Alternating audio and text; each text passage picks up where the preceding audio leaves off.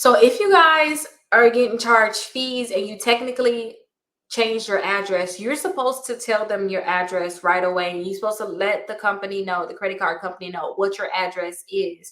Now they do have something where if you guys have a late fee and you check and you guys moved, I believe in like the last 60 days, double check this information, and they charge you a late fee and they sent your billing statement to the wrong address and you was unable to pay it because you didn't know what it was going to be, then they'll have to reverse the fees and they couldn't charge you fees for that.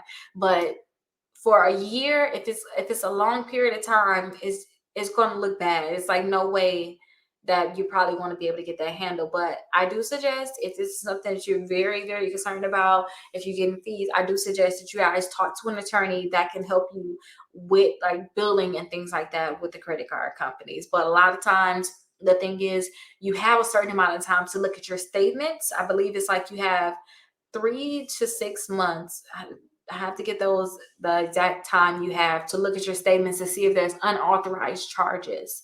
And if you guys are not looking at your statements and they're charging you fees and they're closing out, it's nothing you can really do about it. Okay, so just make sure you check your statements, make sure they're going to the right place, to make sure that they have your updated address.